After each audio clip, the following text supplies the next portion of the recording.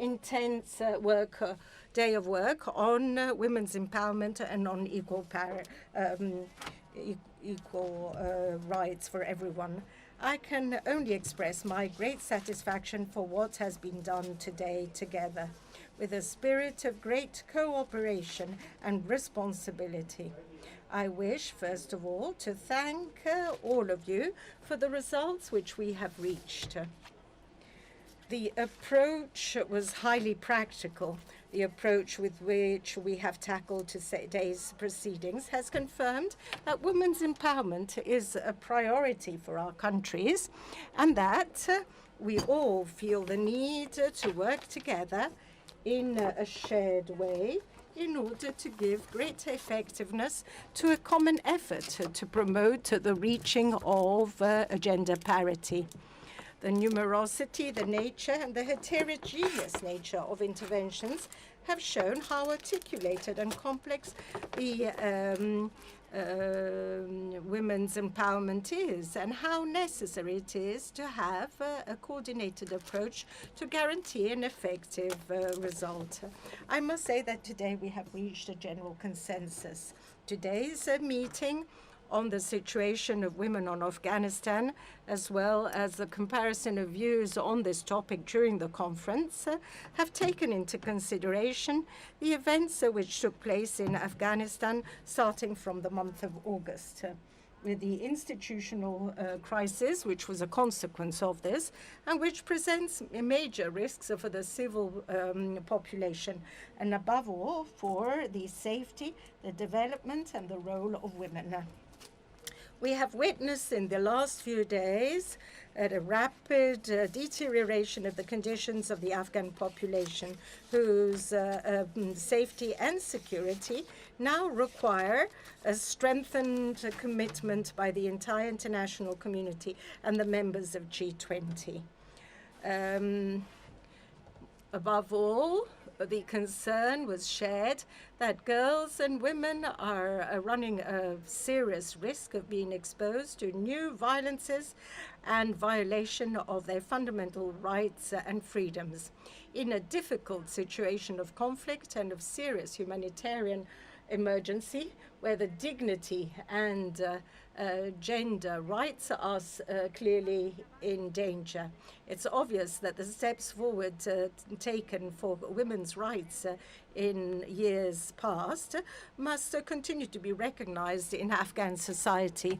The risk of obliged mobility of women and children, the lack of essential services with specific reference to the absence of healthcare and education, violence, abuse, including on children, and forced precocious marriages require a coordinated effort, an effective effort to ensure the protection of the more vulnerable categories.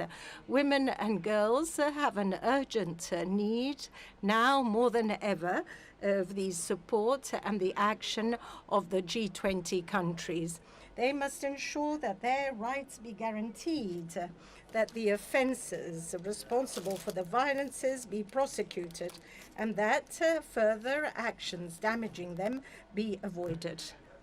The choice of organizing for the first time a conference dedicated to women's empowerment comes from the awareness of the need of developing a coordinated response amongst the G20 country to the global challenge of promoting the protagonism of women, also in the light of the effects of the COVID-19 pandemic. Under the Italian presidency, the G20 concentrated its efforts on the promotion of an economic recovery which is inclusive and sustainable. Female talent must be fully used on a global scale, promoting policies which ensure the full and equal participation of women in our societies and economies.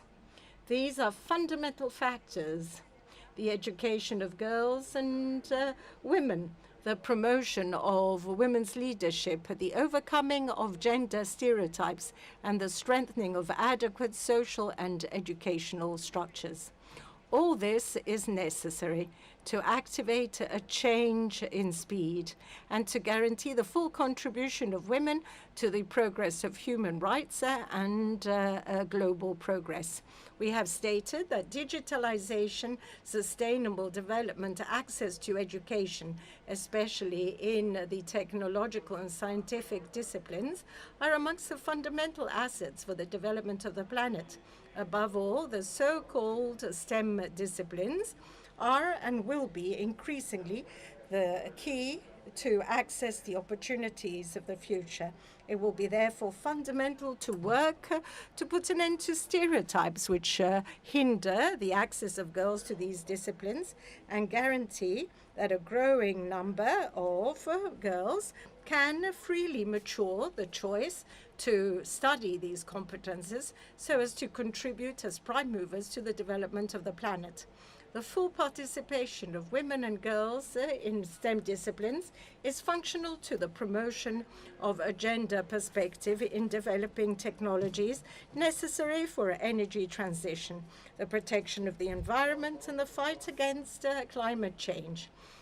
Financial culture, entrepreneurship, and tools to support this are fundamental elements for the economic independence of women and create the social conditions of freedom and autonomy which are co-essential to the dignity of the human being.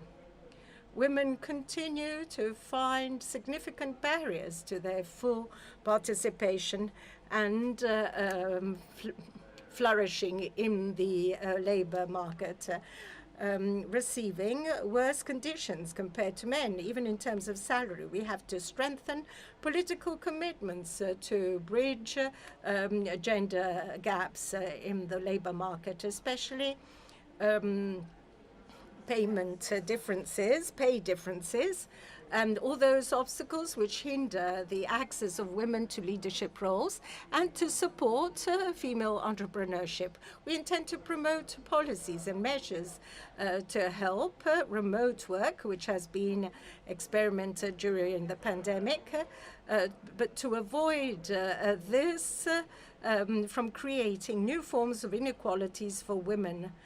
We need social instruments and measures to equally share domestic work and care, including equal parental leaves. In this situation, we repeat the importance of adopting the roadmap towards and beyond the Brisbane target for the G20 ministers and labour ministers in 2021. It is evident that the reaching of full parity needs a global agenda which tackles, with transversal and systemic policies, all the different aspects of the life of women. A similar agenda, which is transformative and global, requires a high level of multilateral coordination, just like instruments for monitoring and assessing processes on the basis of qualitative and quantitative systems. ILO and OECD can provide a valid support to our countries. In the same way, they are necessary interlocutors and first-line partners like the G20 working groups and social parties. We have recognized the urgency of promoting empowerment of women through a strategy which is integrated and shared, which involves all the different sectors of civil society, institutions, the world of culture, and the labor market. If we continue to postpone, the reaching of full parity is no longer possible. The time has come to give a new impulse to international efforts to make women not just equally present in this recovery, but also participants in a growth which is integrated and inclusive. This conference, the first of its kind, must and can represent a milestone for a new and vigorous movement of the G20 towards a full statement of the empowerment of women in society, institutions, and the economy, in education, in putting an end to violence, and in fundamental rights. For this, we have agreed on the need to render structural within the G20 a specific ministerial meeting dedicated to the empowerment of women. In conclusion, before I say goodbye, allow me to thank all the people who, in different ways, have made it possible with their work, and despite the difficulties and obstacles of the moment, this important day for women and for the future of the planet. I wish to thank them all in a very heartfelt way. So I wish to gratefully thank you and say goodbye with the confidence and certainty that we will meet again. Thank you.